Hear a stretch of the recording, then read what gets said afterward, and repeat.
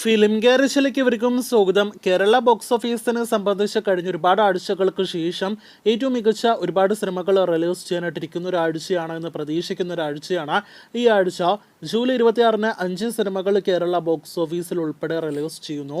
ആദ്യത്തേത് മലയാളത്തിൽ ഈ ആഴ്ചയിലെ പ്രധാനപ്പെട്ട സിനിമയായ ലെവൽ ക്രോസ് ആണ്. ആസിഫ് അലി, ഷറഫുദ്ദീൻ, അമല പോൾ തുടങ്ങിയവർ അഭിനയിച്ച സിനിമ മലയാളത്തിലെ അടുത്തൊരു സർവൈവൽ ത്രില്ലർ സിനിമയാണ്. ട്രെയിലർ എല്ലാം തന്നെ ഇതിനോടൊപ്പം തന്നെ പുറത്തു വന്ന് കഴിഞ്ഞതാണ്. മികച്ച സിനിമയാകട്ടെ എന്ന് ആശംസിക്കാം. രണ്ടാമത്തേത് മറ്റൊരു ത്രില്ലർ വിഭാഗത്തിൽപ്പെടുന്ന സിനിമയാണ്. ധ്യാൻ ശ്രീനിവാസൻ നായകനെത്തുന്ന സീക്രറ്റ്. എൻ സ്വാമി ആദ്യമായിട്ട് സംവിധാനം ചെയ്യുന്ന ചിത്രത്തിന്റെ ട്രെയിലറും ഇതിനോടകം തന്നെ യൂട്യൂബിലൂടെ റിലീസ് ചെയ്തിരിക്കുകയാണ്.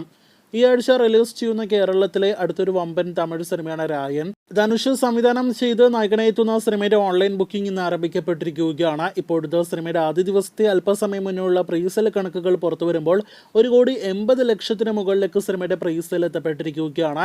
അപ്പോൾ മികച്ചൊരു ബുക്കിംഗ് സിനിമ ആദ്യ ദിവസം നേരിടുത്തു എന്ന് നിസ്സംശയം പറയാം.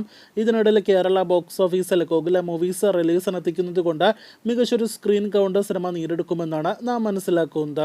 ഡെഡ്പൂൾ ആൻഡ് വോൾവറൈൻ ഒരുപാട് പ്രേക്ഷകർ കാത്തിരിക്കുന്ന ഈ ആഴ്ചയിലെ വിദേശ സിനിമയാണല്ലോ. ജൂലൈ 26-നാണ് മാർവൽ സ്റ്റുഡിയോസിന്റെ സിനിമ തിയേറ്ററുകളിലേക്ക് എത്തുന്നത്. സിനിമയുടെ കേരള ബുക്കിംഗ് കഴിഞ്ഞ ആഴ്ച തന്നെ ആരംഭിക്കപ്പെട്ടതാണ്. ഇപ്പോഴത്തെ കേരള പ്രീസെൽ കണക്കുകൾ പുറത്തു വരുമ്പോൾ 18 ലക്ഷത്തിലേക്ക് അടുക്കുകയാണ് ഈ സൂപ്പർ ഹീറോ സിനിമ. കാത്തിരിക്കും സിനിമയുടെ ആദ്യ ദിവസത്തെ അഭിപ്രായങ്ങൾ കേട്ട് അടുത്ത ദിവസങ്ങളിലെ പ്രീസെൽ കളക്ഷനായിട്ട്. വീഡിയോയിലെ 5-ാമത്തെ സിനിമ ഒരു റീ റിലീസ് സിനിമയാണ്. മലയാളത്തിൽ ഏറ്റവും പുതിയ റീ റിലീസിനൊരുങ്ങുന്ന സിനിമയാണല്ലോ ദേവദൂതൻ. ലാലേട്ടനെ നായകനാക്കി സിബി മലയിൽ സംവിധാനം ചെയ്ത വിദ്യാസാഗർ സംഗീതം നൽകുന്ന സിനിമ ജൂലൈ 26-ന് തിയേറ്ററുകളിൽ റീ റിലീസ് ചെയ്യുകയാണ്. സിനിമയുടെയും ഓൺലൈൻ ബുക്കിംഗ് ആരംഭിക്കപ്പെട്ട് കഴിഞ്ഞിരിക്കുകയാണ്. പ്രീസെൽ കണക്കുകൾ, ആദ്യ കണക്കുകൾ ഇനിയും പുറത്തു വന്നിട്ടില്ല.